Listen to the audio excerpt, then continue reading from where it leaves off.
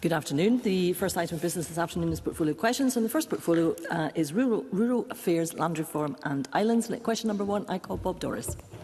Thank you, Presiding Officer. To ask the Scottish Government how it and its partner agency promote and raise awareness of the need for responsible outdoor access and dog walking to reduce any instance of livestock worrying and damage.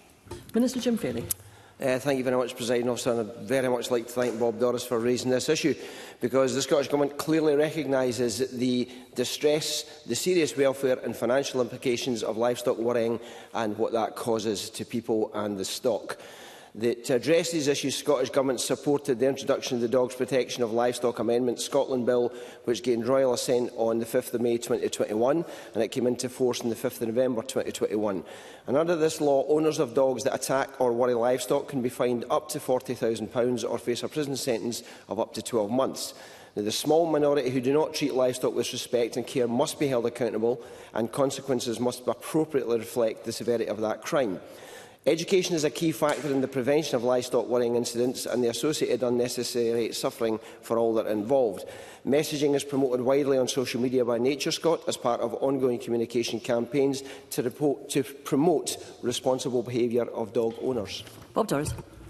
I thank the Minister for that answer. Does the Minister agree with me about the importance of awareness raising given the serious welfare impacts, particularly around sheep at lambing time around this time of the year, but also to emphasise the shared interests of stakeholders such as the National Farmers Union of Scotland and Ramblers in enhanced education and engagement with the public on access rights and responsibilities?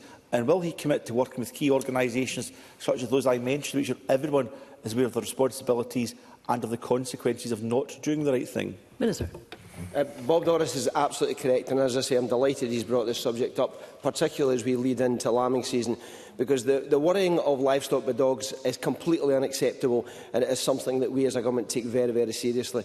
We know it's a particular problem as we go into the lambing season, and the Scottish Outdoor Access Code sets out how to exercise rights and responsibilities when walking dogs in the countryside.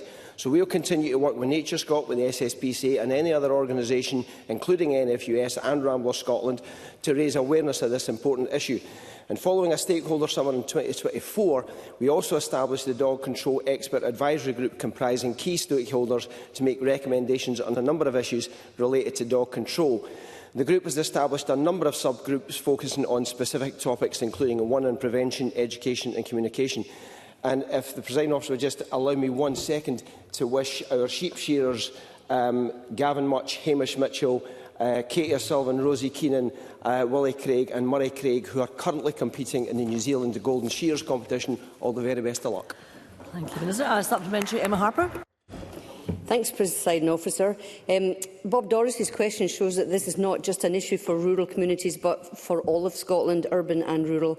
With lambing season already in process in many areas in Scotland and the wee good turn in the weather this spring, the risks for livestock are at their highest. So can the Minister reassure my constituents that the full panoply of legal sanctions, including the powers available under the Protection of Livestock Amendment Act, that will be deployed by the authorities against those who ignore sensible and reasonable advice about keeping dogs under control, and so that we don't have havoc caused to livestock in this season? Minister. Clearly, as the member knows, the decisions by the judiciary about how they handle sentences is entirely up to the judiciary, but I would make the plea to everyone who is walking dogs in the countryside over the spring period when lambing and calving is going on: please keep control of your dogs, keep them on a lead if possible, and make sure you stay away from breeding livestock. And supplementary, Beatrice Wishart. Thank you, Presiding Officer. I recently held a round table with local stakeholders to discuss how best to promote responsible use of the Outdoor Access Code to combat irresponsible dog ownership, livestock worrying and disturbance to ground nesting birds. What more can the Scottish Government do to support local authorities and rural stakeholders in the role of education about this matter? Minister. Well, I'm delighted that Beatrice Wishart has carried out the work that she's doing, because the wider we spread this, the word, the better, that there are serious consequences to people walking the dogs. And I'll point out, people often say, it wouldn't be my dog because my dog's nice and friendly, it would never harm a fly. But a dog's instinct, as soon as they start that chasing behaviour, it can go from being playful into a little bit of rough and tumble into worrying before the owner knows what's happened. So I would urge people, Please do not think that just because your dog's got a lovely nature that it won't be a sheep worrier, and it is something that can either get the dog shot and have very serious consequences for the owner. Question number 2 has not been lodged. Question number 3, Faisal Chowdhury. Thank you, Deputy Presiding Officer. To ask the Scottish Government what its response is to the report, Who Owns Scotland 2025? Cabinet Secretary Mary Gouchon. I welcome this report's contribution to the land reform debate. It highlights that land ownership in Scotland is still deeply unequal. This issue is hundreds of years in the making, and addressing it won't be quick or easy. Now, the recent Land Reform Scotland Act 2025 is a huge step forward. Once implemented, ministers will have lotting powers to split up large land holdings when being sold, provided that it is in the public interest to do so. And the Act will also ensure that communities can receive advance notification of impending sales or transfers of land by large landholders. Faisal Chowdhury. I thank the Cabinet Secretary for the answer. In 2024, half of Scotland's privately owned rural land is in the hands of 421 entities, now down to 408 individuals or companies. Does the Scottish Government agree that land ownership is going backwards? Cabinet Secretary. First of all, I would agree with Faisal Chowdhury in the sense that, of course, I think the pattern that we've seen is in completely the wrong direction and where we would want to see it going. But I think I would emphasise exactly what I've outlined in my initial answer to this question, and that's about the Land Reform Scotland Act 2025. Because while it hasn't been implemented yet, I do believe it is a massive step forward when it comes to land ownership and land reform more generally in Scotland, because the Scottish Government is making significant interventions for the first time, which includes us having the ability to intervene directly in the land market. So I do believe we are taking steps in the right direction. Of course, it will take the implementation of that Act before we can hope to see any improvement. But of course, I look forward to seeing how that develops in the coming years and any impacts it then might have. Supplementary, Colin Beattie. Can the Cabinet Secretary outline to the Chamber a summary of the ways in which the concentrated patterns of land ownership in Scotland are being tackled and community ownership encouraged thanks to the SNP in government? Cabinet Secretary. We know that the concentration of land ownership in Scotland is a massive issue, but that's where I think through some of the really landmark powers that we have already, we are seeing steps in the right direction when it comes to community ownership. Now, what we have seen over recent years is the number of assets in community ownership rise, and it's done so through each year of this Parliament. And from the most recent information that we have, we can see that over 213,000 hectares of land are in community ownership, which is owned by over 500 groups across Scotland. I think what's also really important to remember here is the mechanism by which we enable people to access that or to think about community ownership, which of course is the Scottish Land Fund too. And so far, and since the latest fund opened in 2021, the committee of the Scottish Land Fund has awarded a total of £32.4 million to over 249 community groups. So again, we are supporting that community ownership because I think it really has the power to be transformative for local communities, whether that's in urban or rural Scotland. And supplementary, Mercedes Vialba. Thank you. The Who Owns Scotland report shows that only 2.8% of rural land in Scotland is owned by community groups. There is far more that the Scottish Government can still do to make community ownership of land easier. The Minister mentioned some financial support, which I do believe could go further. But what action is the Scottish Government taking to provide dedicated legal and structural support for community land purchases? Cabinet Secretary. First of all, I would say that Mercedes Vialba raises a really important point, because she's absolutely right. There is more that we can do, because we have a number of powers that are available to communities to take ownership of assets or land in the areas where they live. But of course, we know that some of those powers have been very rarely used and that groups have found them quite challenging to get to grips with as well. So what has been really important is another piece of work that we've taken forward, which has been the Community Right to Buy review, to exactly get to grips with the issues that Mercedes Vialba raises in her question. Now, we have been undertaking that work over the course of the past couple of years. I know it was raised during discussions on the Land Reform Act as well, but just to outline, I am hoping to publish the outcome of that review in the coming weeks, which then will hopefully provide further recommendations for the next government to take forward and implement. Question number 4, John Mason. Thank you. To ask the Scottish Government whether it will provide an update on the progress of the joint review with the UK Government regarding the potential removal of ptarmigan from Schedule 2 of the Wildlife and Countryside Act 1981. Minister. Thank you, Presiding Officer. The Scottish, Welsh and UK Governments are currently working on a draft joint consultation document which will include proposed changes following our consideration of Nature Scott's assessment of bird species listed on Schedule 2 of the Wildlife and Countryside Act 1981. We expect to publish the consultation document over the coming weeks, and once this has been finalised, alongside Nature Scott's report. John Mason. Well, maybe the Minister can correct me if I'm wrong, but we do not know how many ptarmigan there are. We do not know how many are being killed. There are no ptarmigan in England. There are no ptarmigan in Wales. This is a Scottish problem. Is the Minister happy that ptarmigan get shot in August? Minister. The question that the member is asking, we're currently carrying out the review. We've had this debate over a number of years now, and until we get to the end of that review period and we publish the results of that review, we will then look at it. The member he's asking about shooting at ptarmigan in August. The season for ptarmigan is from the 11th of August till the 11th of December. It's a short closed season, or a short open season on the ptarmigan, so there's no need to be banning the shooting of ptarmigan right now, because there is no shooting actually going on. But we will publish the review, and once we have that review, we will then decide what to do next. Question number 5, Gordon MacDonald. To ask the Scottish Government how proposed changes to deer management policy will affect land use and biodiversity across Scotland. Minister. Good, sustainable deer management is integral to our effectiveness in addressing biodiversity loss and protecting and restoring the natural environment. That's why we brought forward the reforms to the deer legislation in the Natural Environment Bill, and we will develop a national deer management plan in collaboration with the sector, which addresses the barriers to managing deer right across Scotland. We continue to trial incentive schemes, and we will work closely with the venison sector in developing that further. This is about achieving a balance, and our work on deer management is supported and underpinned by the objectives included in the Scottish Biodiversity Strategy. Gordon MacDonald. I thank the Minister for that answer. Deer numbers have doubled since the 1990s, and the population is estimated to be close to 1 million. Deer are now so numerous that even in my constituency of Edinburgh Pentlands, there are regular near misses as deer run across the A70. With an improved deer management scheme and a venison plan helping to create more business opportunities, what could the impact be on the rural economy? Minister. Well, the improved deer management legislative framework and strengthened regulatory powers that were introduced through the Natural Environment will deliver the opportunities for rural communities and create significant demand for skilled workers able to carry out the increased management needed and to support nature restoration.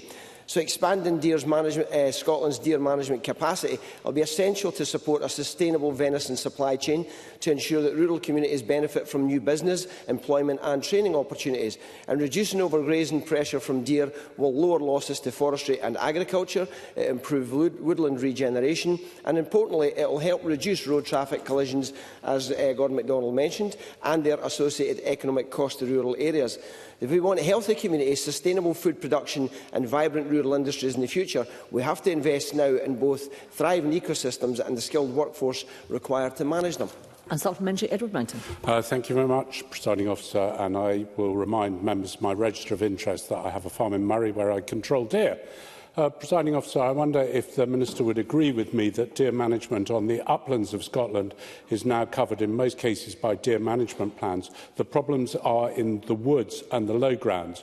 I wonder, Presiding Officer, if the Minister would agree with me that rather than the Forestry Land Scotland using contracted stalkers, it would be better to have full-time employees doing proper deer management rather than just contract killing. Minister.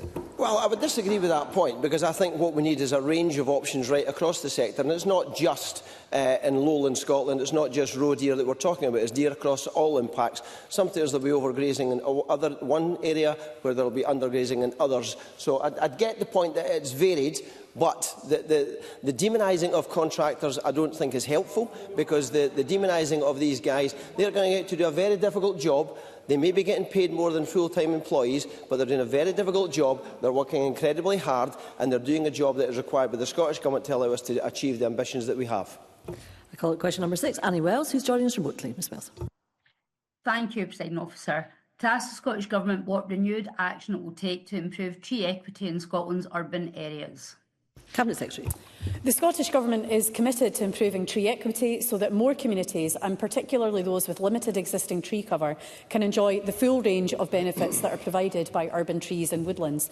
Now, through our forestry grants and support for the Clyde, Forth and Fife climate forests, we are supporting tree planting projects across towns and cities in central Scotland, with a focus on areas where the need for trees is the greatest. And when we review future support mechanisms, tree equity will remain a really important consideration to ensure that we effectively address inequalities in access to urban woodlands and trees. Annie Wells. I thank the Cabinet Secretary for her answer, but over a quarter of Glasgow's neighbourhoods have less than 10% tree canopy cover, and it is some of the lowest tree equity score areas in Scotland, and almost 40% of neighbourhoods are considered a high priority for action to improve tree equity. And I listened to the Cabinet Secretary's answer, but I would like to ask, what action is she actually going to take for Glasgow specifically to make sure that the protection and management and expansion of Scotland's urban trees and woods will benefit those in the Glasgow community? Cabinet Secretary. As I hope I was able to outline in my initial response to Annie Wells, I think the intention is very much to focus on those cities and areas where there is less tree cover and certainly where more can be done. And again, we're constantly looking at our support and how we can better provide that. But I would also want to emphasise, I mentioned the Clyde Climate Forest there, which we've invested in. We've also, as a government, worked with local authorities for over 20 years to expand and manage urban woodlands, and that also includes funding project officers to try and identify where those opportunities are and then to go on and deliver them, as well as providing support through the Woods in and around Towns grants under the Forestry Grant Scheme. So I would want to say that Annie Wells does raise a very important point. We are always striving to do more here and see how we can use these funding mechanisms in a way that ensures that we are expanding the benefits of our trees and woodlands to urban parts of Scotland too. Question number 7, Willie Rennie. To ask the Scottish Government when the new Future Farming Investment Scheme will be open for applications. Minister. Thank you, Presiding Officer. The First Minister announced that the Scottish Government has allocated another £14.25 million to a second round of the Future Farming Investment Scheme for the year 26-27 financials. This builds on the £21.4 million delivered through the first round of the FFIS, and the application date for this round has not been set yet. We are carefully reviewing the scheme and will be engaging with industry stakeholders to discuss how the scheme could be improved upon. Willie Rennie.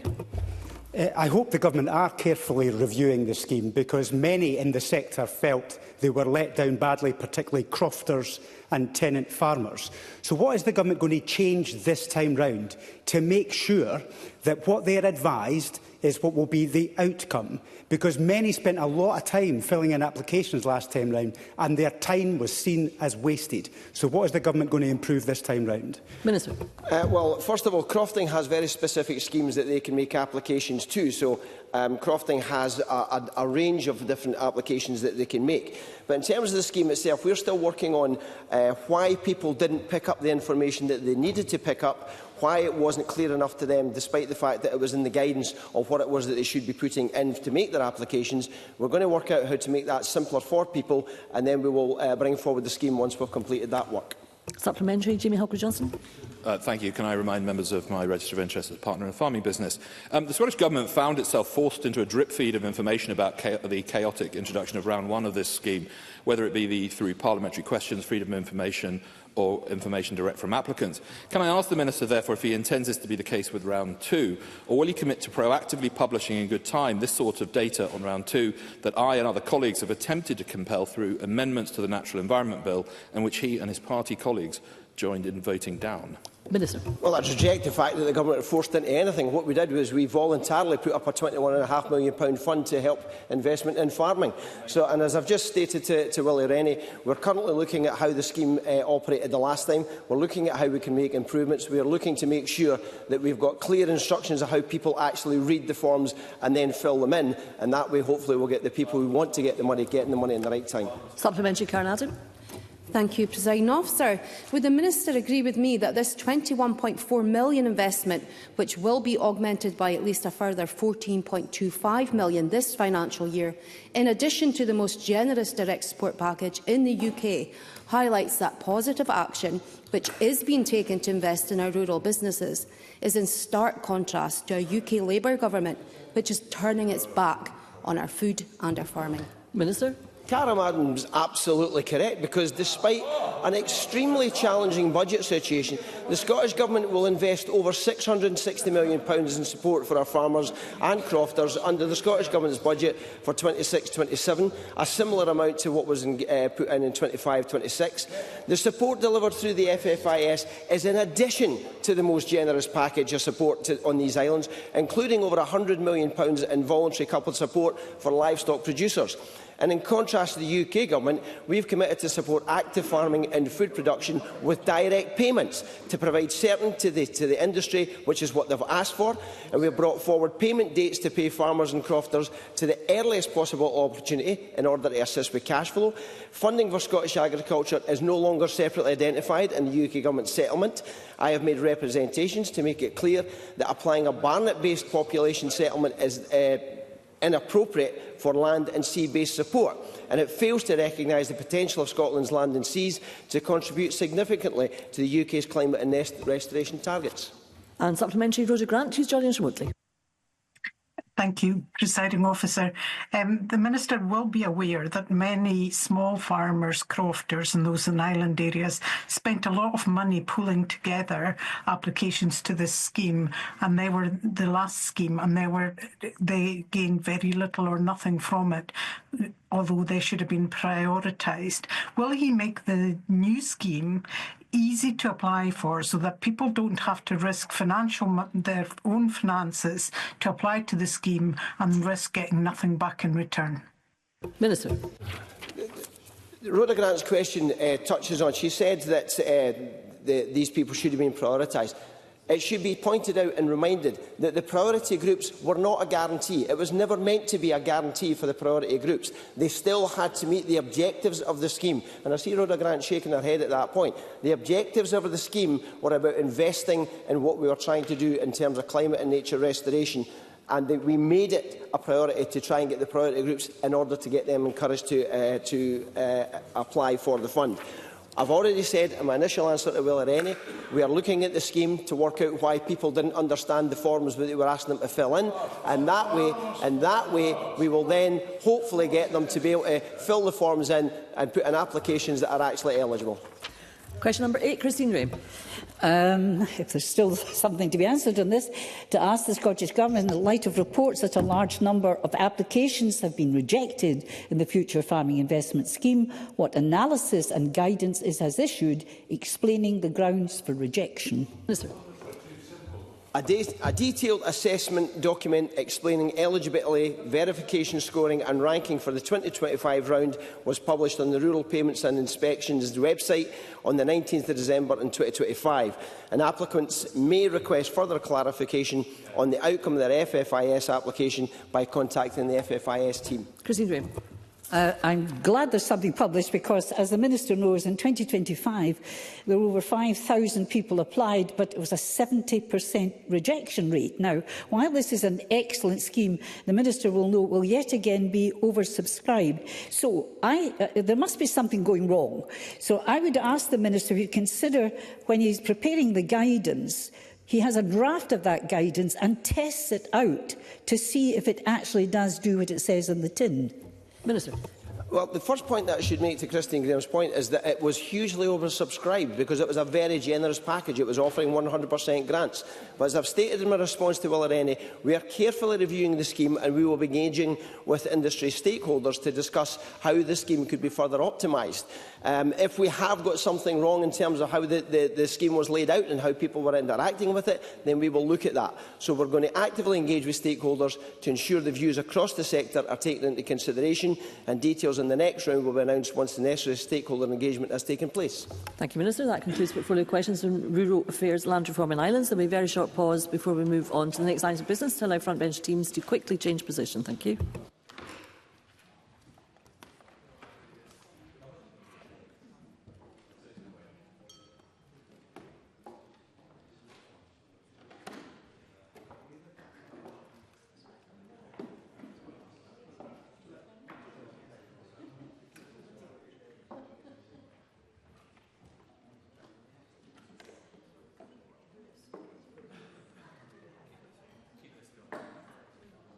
Thank you. The next item of business is portfolio questions on health and social care. And at question number 1, I call Neil Bibby. Thank you, President Officer. To ask the Scottish Government when it last met Renfrewshire Health and Social Care Partnership and what was discussed. Minister Tom Arthur. Scottish Government ministers and officials meet regularly with representatives of health and social care partnerships.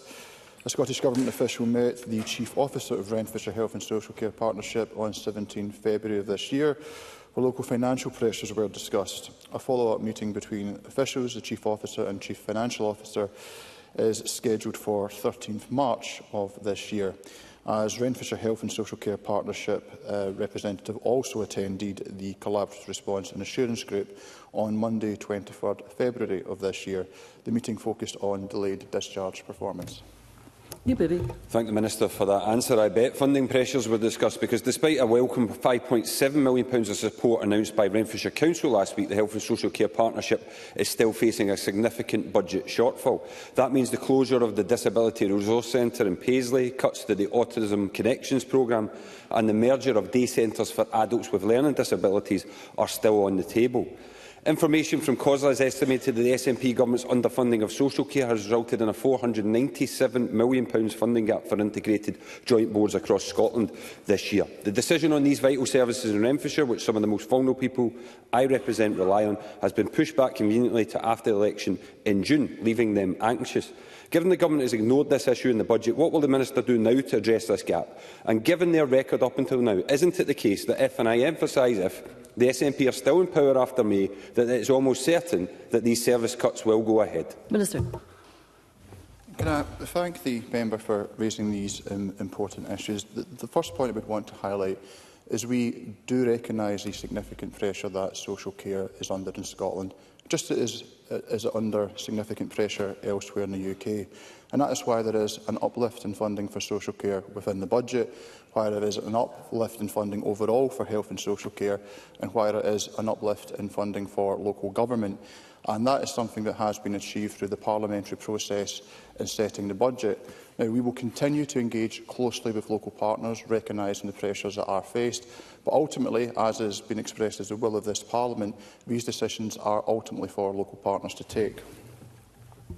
Question number 2, Alec Riley. Presiding Officer, to ask the Scottish Government what progress it is making on tackling the reported critical shortage of social care workers. Minister Tom Arthur. Presiding Officer, the Scottish Government is taking forward a range of actions to address the social care workforce shortage, including investing over £1.1 billion annually to support the real living wage, funding national recruitment platforms such as care2care.scot, funding free vacancy advertising on the My Jobs Scotland website, and working with the DWP to promote career pathways. We also funded a £500,000 displaced workers scheme, supporting employers to recruit international workers already in the UK who find themselves without sponsored employment at no fault of their own. We will continue to press the UK Government for a visa system that better meets Scotland's needs. Alec Riley. Presiding Officer, I hope the Minister agrees that we need to create a proper career structure for care workers across Scotland to make it attractive for people here in Scotland to become carers. The story of care workers in Scotland so far is one of being undervalued, underpaid, and depending on who your employer is, mixed terms and conditions, some very poor compared to others. So does the Minister accept that if we are to build a proper career in care, then we need national pay bargaining, national terms and conditions, and all care workers in Scotland to be treated with respect and recognising their value? Minister. Listen, can I thank Mr Rowley for his question and also the tone. As always, he approaches these matters in a thoughtful, considered and constructive way. So what I would say in response is that we are recognising that through the uplift to support the payment of the real living wage and the uplift in the real living wage.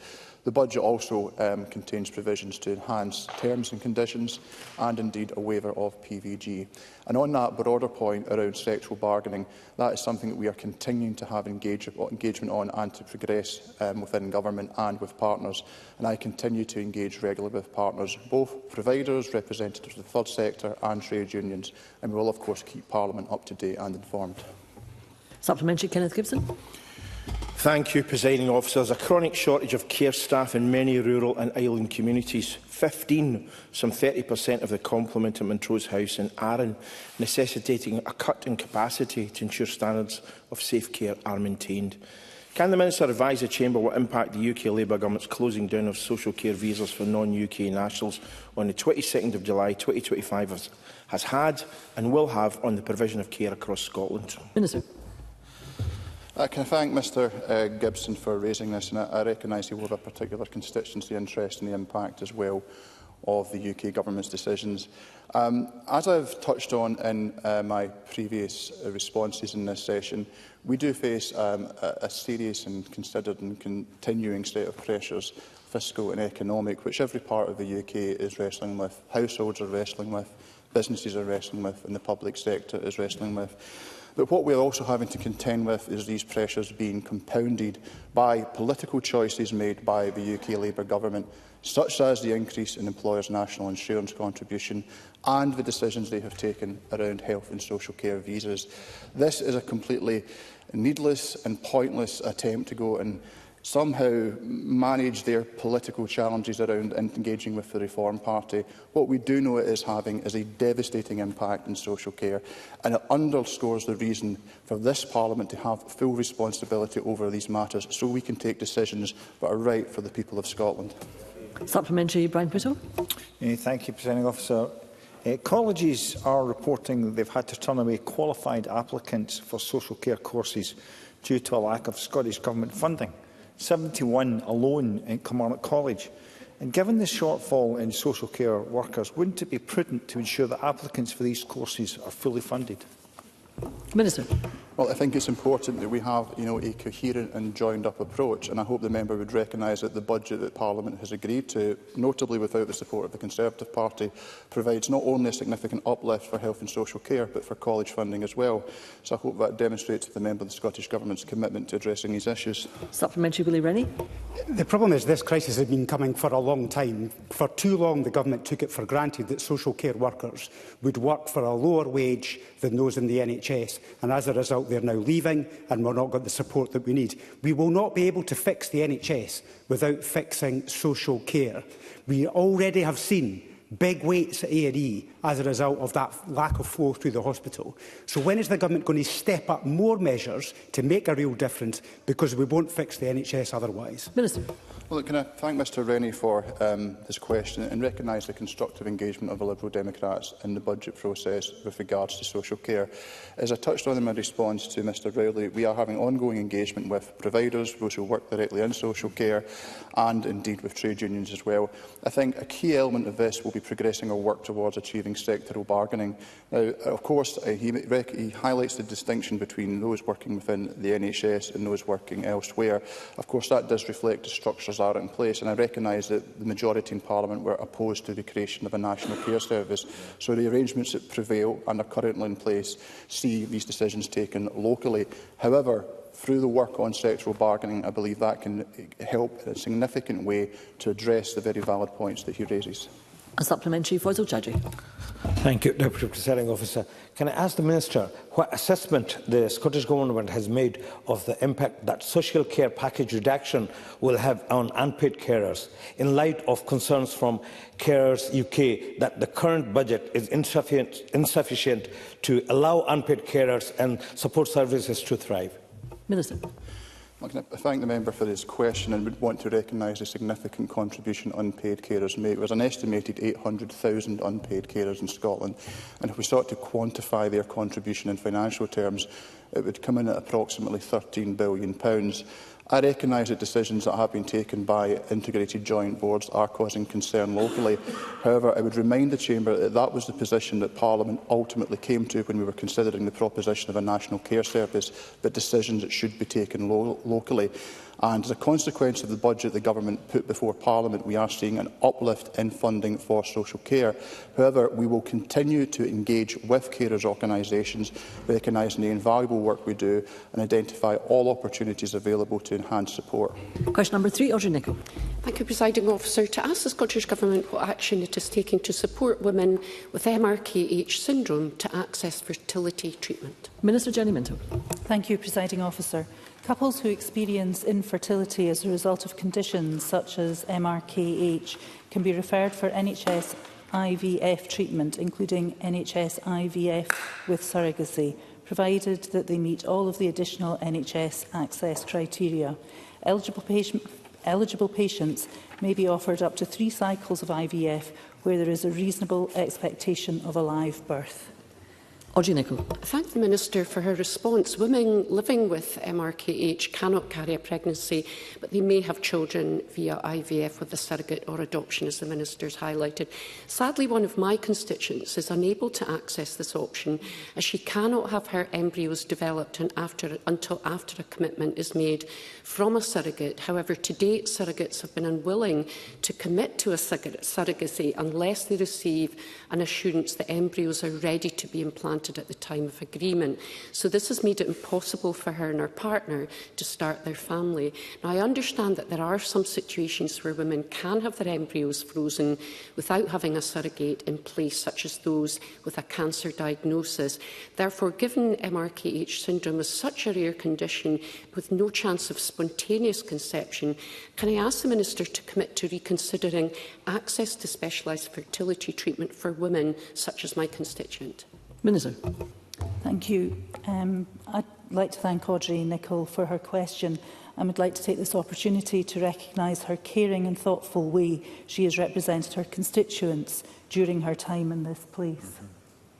The Scottish Government's guidance on the provision of fertility preservation in the NHS in Scotland, published on the 27th of February, provides information on patient groups to be considered for NHS fertility preservation treatment. This list is not exhaustive, and a special consideration is likely to be necessary on a case-by-case basis to cover the whole range of possible conditions.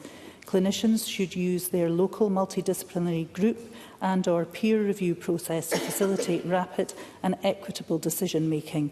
A surrogate is not required to be in place for NHS fertility preservation treatment. I'm happy to take away the points Ms Nicholl raises. Question number 4, George Adam. Thank you, Presiding Officer. To ask the Scottish Government whether it will provide an update on the progress of Changing Places Toilet Scotland Fund. Minister Tom Arthur. In December, I confirmed awards from the Changing Places Toilet Fund totalling £4.7 million for 59 projects across Scotland. On 20 February, a further £2.3 million was approved for 25 projects, bringing total awards to over £7 million for 84 projects. The provision of these new facilities in communities across Scotland will support people with complex disabilities and health conditions to participate fully in society and access community resources. The 2026-27 budget, approved by Parliament, included an additional £10 million for Changing Places toilets over the next 3 financial years, bringing total investment committed to £20 million. George Adam. Presiding Officer, the Minister will be aware how this is quite an important issue for me personally. And I recently attended the event along with the Minister at the Tannahill Centre in Fergusley Park in Paisley, who received funding for a Changing Places toilet. Does the Minister agree that this type of facility improves accessibility for disabled people, but should be seen as a standard throughout Scotland? Minister. Can I thank Mr Adam for his supplementary and recognise his long-standing interest in this area? And he's absolutely correct. Venues like the Tannahill Centre provide essential services and amenities that are well used by the local community, and the installation of a Changing Places toilet will make a huge difference to the everyday lives of people in the community who have complex disabilities and health conditions, as well as their families and carers. This essential facility will ensure they can attend venues like the Tannahill Centre and use the services and amenities on offer just like the rest of us. Changing Places toilets are crucial to ensuring communities are inclusive, providing individuals with greater freedom, dignity and independence. Question number 5, Stuart McMillan. To ask the Scottish Government whether it will provide an update on any discussions it has had with NHS Greater Glasgow and Clyde regarding the implementation of the Royal Mail NHS-specific barcode system to ensure that appointment letters, test results and urgent patient correspondence are delivered on time, particularly during service disruptions. Cabinet Secretary Newbury. Presiding Officer, it's unacceptable for anyone's mail to be delayed unnecessarily, and such delays are especially concerning for patients awaiting hospital appointments. The First Minister visited the Royal Mail at Christmas time, where he took the opportunity to discuss options for optimising delivery times for NHS mail. I have since asked my officials to work with health boards and the Royal Mail to explore options for a rollout of NHS barcodes, already in use in some mail rooms, to help minimise delays to NHS correspondence. Stuart McMillan. I thank the Cabinet Secretary for that reply, and the Cabinet Secretary will be very much aware of the fact I raised this particular issue with the First Minister just prior to Christmas. Unfortunately, I do still have constituents whose mail deliveries are sporadic, meaning they often receive large bundles rather than regular deliveries. Some also say that they are receiving NHS letters after the fact. Can the Cabinet Secretary advise, notwithstanding what he just said, but can he advise what progress actually has been made with regards to the health boards, the HSCPs and GP practices, especially those that cover Inverclyde, to utilise the Royal Mail's NHS barcode system, so patients across Inverclyde and Scotland can also be assured of important health-related mail is actually prioritised? Cabinet Secretary. Presiding Officer, I'm sorry to hear of Mr McMillan's constituents' experience. We all want patients to receive appointment offers which allow sufficient time to plan for their appointment or treatment. Any delays to patients receiving letters resulting in missed appointments is not acceptable. And as part of the updated waiting times guidance, patients now receive a period of at least 10 calendar days for an offer of appointment, increased from 7 calendar days. And patients may also consent to different methods of communication for this offer, for example, receiving a phone call. So we will continue to work with NHS boards and the Royal Mail, explore all options to ensure that the appointment letters can be prioritised where possible. Supplementary, Sanjay Gohani. Thank you. Declaration of interest as a practising NHS GP. How can the Royal Mail possibly find patients at the Queen Elizabeth when rooms have been sealed off due to mould and dirty water ingress? Surely it's time for the board to admit by mail to patients that things may not be safe at the Queen Elizabeth Hospital. Cabinet Secretary, I think that goes a bit wide of the question, which is about forms of communication and not perhaps the destinations of the letters or where patients are expected to be. I call supplementary Paul Sweeney.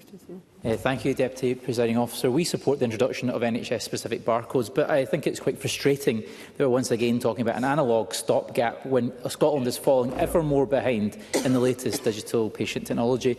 In England, the NHS app has been running for 7 years now, with patients there able to view and request prescriptions, book GP appointments, view health records and even change GPs from their own phone. Yet because the government here is unwilling to tap into this ready available system, Scots won't get to enjoy an NHS app until 2030. This is unacceptable. So will the Cabinet Secretary please agree that this is time to end this parochial posturing and work with the UK Government to roll out the NHS app in Scotland in an integrated way as a matter of urgency?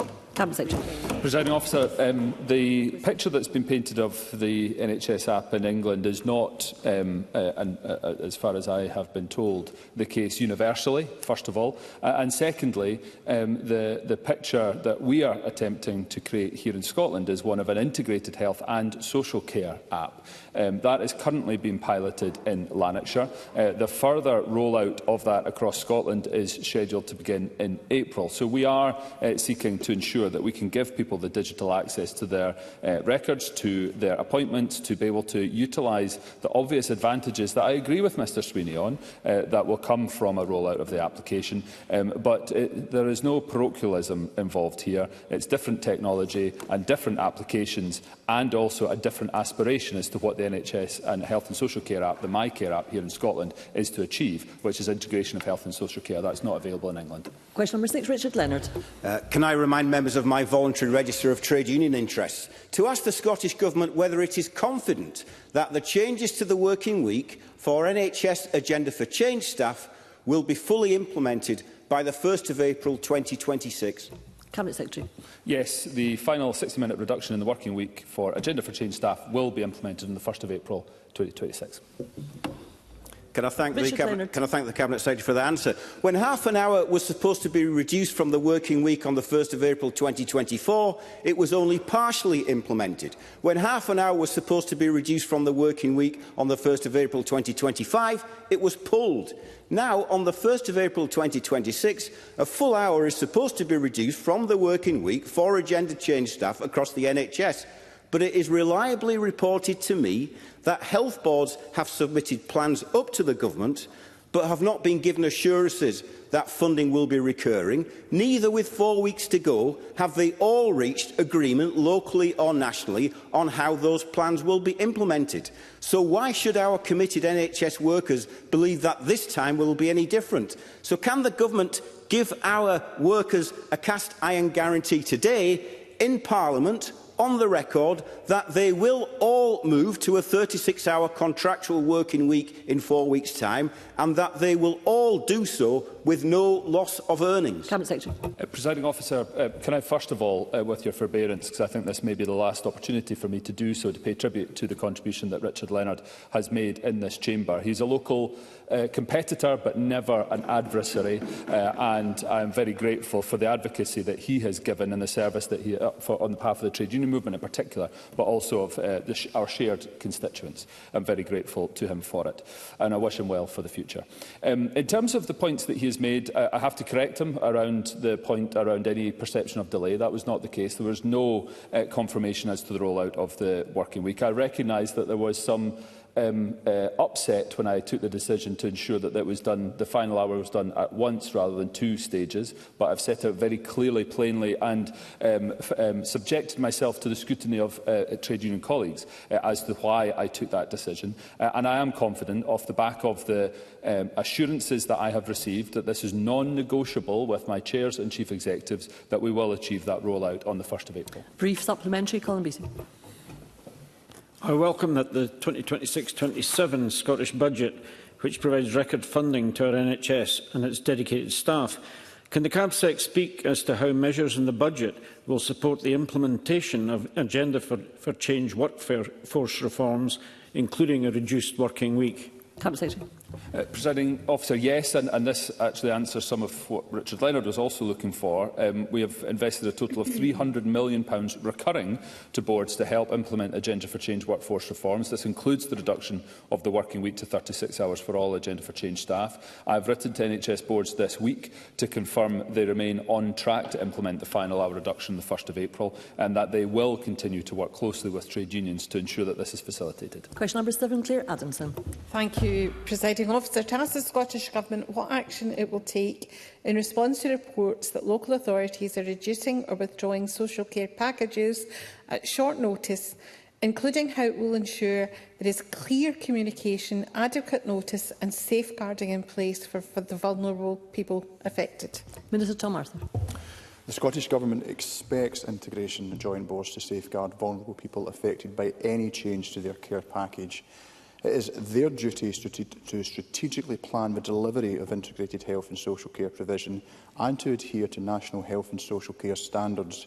Reviewing or ending an individual's care package should be because an individual's needs have changed, not for financial planning or other operational reasons. The Government will continue to work with local government and providers to deliver sustained improvement. Claire Adamson. I thank the Minister for his answer. If I could tell of a constituent of mine who was diagnosed with Alzheimer's in January 2025, they received no information apart from that they did not qualify for self-directed support. 10 months later, without any warning or communication, a home carer arrived at the door stating that they had been assigned to provide care. This caused extreme distress to my constituent with Alzheimer's, but to their family and support as well.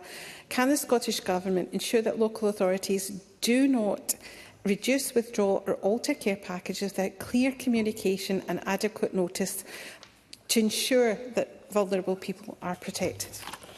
Minister. Can I thank Claire Adamson for bringing the circumstances of her constituent to the attention of Parliament and say that I am deeply sorry to hear about the circumstances that she had described, and I do offer my sympathies and thought to her constituent for the distress this has caused. Local authorities, NHS boards and integrated health and social care partnerships are responsible for ensuring clear arrangements for delivering, commissioning, managing and monitoring care packages. The health and social care standards outline what people should expect from services, and it is clear that in this case these have not been met. So we are reviewing these standards, And I can tell the member I will be asking my officials to immediately look into this matter further and to provide the member with a written update and to identify any appropriate support for our constituent. Question number 8 has been withdrawn, and that therefore concludes portfolio questions on health and social care. There will be a very brief pause before we move on to the next item of business. Thank you.